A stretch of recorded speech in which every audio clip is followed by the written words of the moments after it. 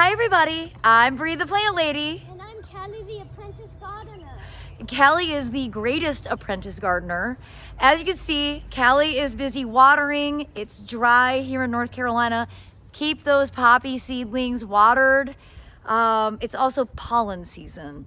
And I'm saying this out loud, mostly to myself. I am not allowed to open windows anymore because there is so much yellow dust in the air, everything is getting coated and it's super gross. We are well into the depths of spring. Since I've been gone, I can't believe all the trees that have leafed out, everything else that's in flower. So there's a ton to show you. So without further ado, let me go ahead and turn this camera around. Well, we'll start right here in this bed, and I'm just so happy with all the germination. Really pleased to see lots of poppies in here, also lots of larkspur. There's the self-sown larkspur, so this bed is gonna look great.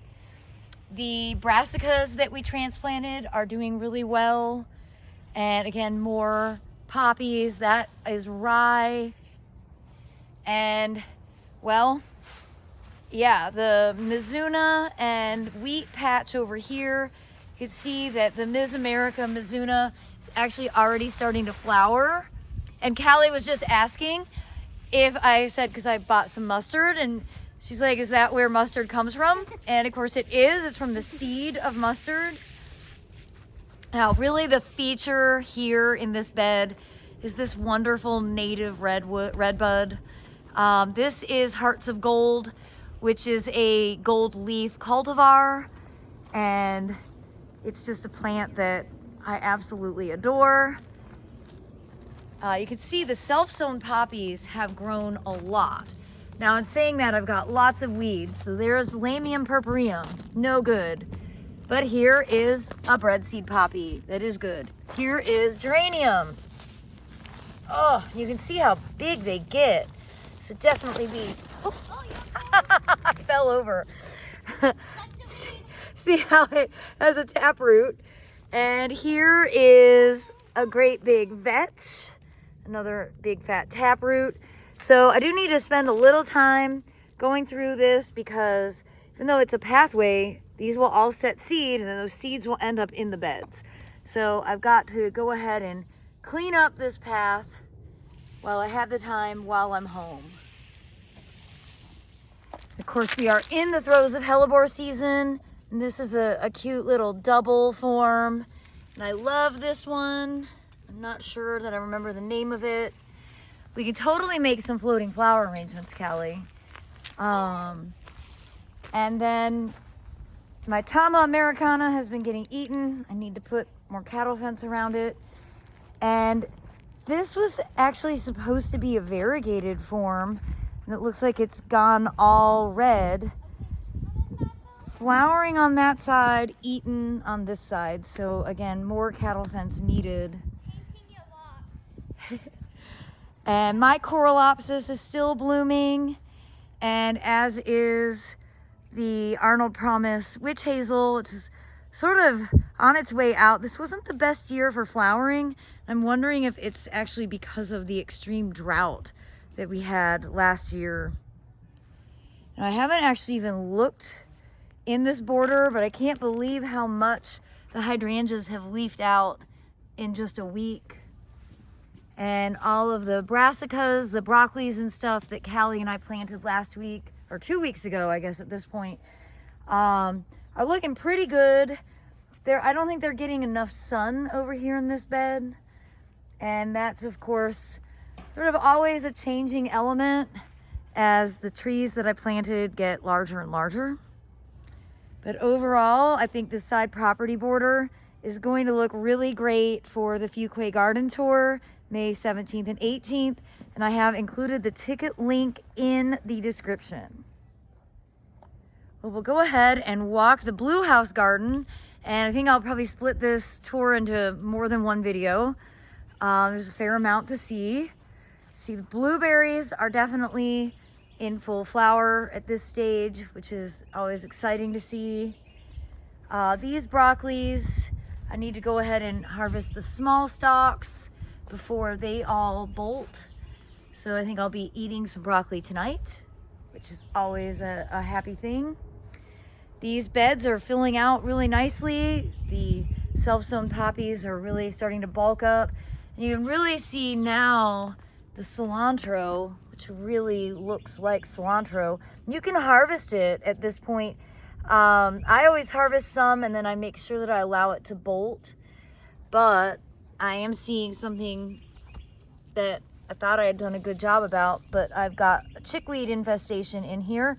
So this is gonna take a little time and effort getting all this chickweed out before it goes to seed. I'm really trying to get a handle on these problem cool season weed crops. Chickweed is one that is just so persistent. And yes, I am aware that you can eat it. I don't like it. If you want to come over and eat my chickweed, you are more than welcome to weed all of it out. I'm really pleased to see how big the garlic is getting. It's really bulking up a lot. You can see in the feed tank pool, I need to vacuum it. That ring of yellow, everything just gets so gross at this time of year. Pollen. It's one of the downsides of living in the southeast. We have a lot of pine trees. Well, you can see the phlox is growing really fast. And I mean, it isn't April yet. We're towards the end of March, but still, that's really tall for this early. The sassafras is really in full bloom. Remember, this is all just volunteers. I didn't plant any sassafras here, and I've got this really nice grove that's essentially taken over this entire corner. And I wanted to come in here because I've got a bunch of tulips. These pots, I'm never disappointed when I put tulips in containers. I'm always disappointed when I put tulips in the ground, but I love these. Look at that filigree edge. It's just so pretty. I really like all the different colors. And yeah, I'm really stoked. Oh, I love this combo with the lettuce and the violas and then the beautiful tulips coming up. So these pots make me very, very happy. And this bed, all the stuff that we planted seems like it's recovering with some steady BT applications, but it's dry. So we're gonna have to water over here as well. Never ending cycle. And as we come over here on the other side of the shade house, really excited to see poppies. The self-sown poppies are really bulking up. Now last year, we had the first poppy open on the last day of March, and it happened to be Easter. I don't think that's gonna be the case this year, but I'm really impressed with how enormous all of these onions have gotten. And I like to use onions along edges because they help deter in-ground animals from eating the roots of all the other plants in the bed. They also help deter rabbits and deer. So pretty stoked to see that doing so well. And then these root pouches, the poppies, are starting to bulk up. Again, they're dry, but we can remedy that by bringing out the hose. Well, I'm so excited to walk over here, and y'all, I can smell it. Fabulous, amazing lilacs. Now, I know this plant isn't very impressive. I've shown you in the past where the main leader died back, but this grew back from the root. This is Syringa hyacinthiflora XL, and it is the most wonderful, properly scented lilac that kind of tolerates life in North Carolina. Lilacs are really tricky here in the southeast. We don't get enough cold chill, and they really underperform. The ones that are heat tolerant tend to kind of smell like cat pee, and nobody likes that smell. It's not why you grow a lilac. So this one is really extra, extra special. But not only is Excel blooming, we've got, I think this is Declaration, which is really just now starting to open. This is from the National Arboretum. Hopefully you watched my videos that I recorded from my trip earlier this week to the National Arboretum. They're such an important place for plant breeding. And then I believe this one is Lilac Sunday, another nicely fragranced, heat tolerant variety. And you can see these are nice mature plants. They've actually been planted since 2011. So the fact that they are still living, this side of the house doesn't ever get any water at all, definitely says a lot. Now across the way, this is Dawn Egoff, Cercis chinensis, another National Arboretum introduction. A wonderful variety of the Chinese redbud. What I like about it so much, the petals are edible, like you can eat these flowers, actually taste quite good. But I really appreciate that it flowers on all the branches, including the mature trunks. So this is a really, really great redbud species to grow in addition to the native, which I showed you earlier, Cercis canadensis. Well, you can see Callie and I have an endless amount of hellebores that we need to pluck off so that we don't get too many seed sets. And the Cercis chinensis alba continues to bloom. It's so beautiful. And then behind it, one of my favorite varieties of Camellia japonica, royal velvet.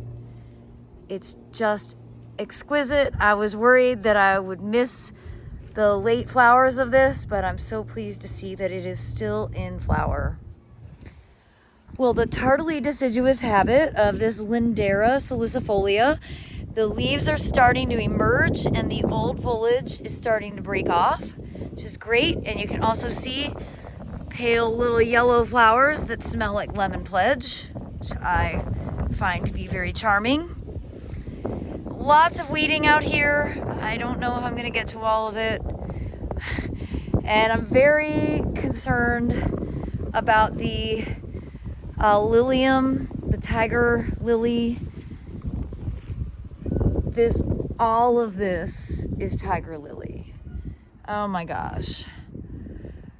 I thought that I had done a pretty good job of getting it under control, and apparently I did not, and now this whole bed is infested with it. So in other parts of the South, they aren't so vigorous, but here in central North Carolina, I'm gonna go ahead and say I think that the tiger lily is invasive. I'm gonna go ahead and use the I word. And of course, another invasive thing are all the fire ants, which just never go away. And you can see exactly how dry it is. So quite a bit of work to wrangle these beds, particularly this one, which has been on my radar for like a complete overhaul.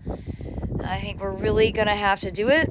Just not sure that it's going to get done until after I get back from New Zealand, so likely we won't take this on until June. Well, the big bed here, not as many poppies as I'd like to see, but a good amount of bachelor buttons and larkspur. I do see some big patches of vetch that I need to go through and weed out. And I'm glad that the grain clumps are doing pretty well.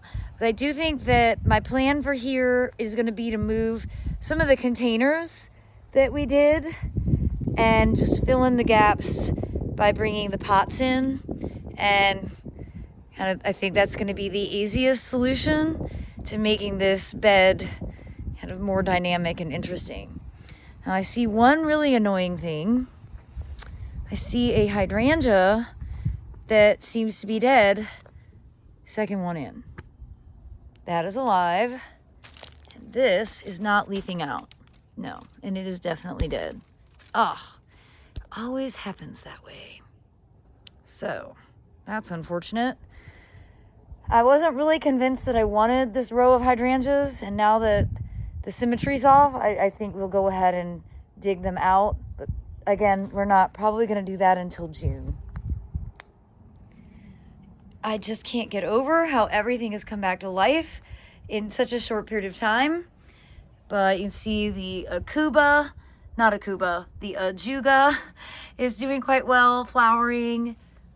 These pots are looking very nice. And all the seedlings in this bed are really starting to get nice and large. You can see Strawberries are blooming. This is Chandler, a really great perennial form. And yeah, overall, I'm really happy with how everything is looking. The azalea, that's a remnant from before my time, is doing its thing, even though I mutilate it with regularity. And I'm really happy to see that the Kufia is coming back to life. And here behind me is Viburnum macrocephalum, snowball viburnum. It is not a hydrangea. It's probably the #1 question I get at this time of year. And it is really just now starting to bloom. It's still in kind of its lemon lime phase, but when the flowers fully open, they open to this beautiful cream color, and it is just a magnificent, low maintenance, easy to grow, very large deciduous shrub. No fragrance whatsoever, but still totally worth including in your collection. Well, I do hope you'll be inspired by this weekly garden tour, and I hope you'll tune in tomorrow for part 2 when I feature the native gardens and more of the cottage garden seedling beds growing here at the White House. Well, as always, thanks for watching and happy gardening, everybody.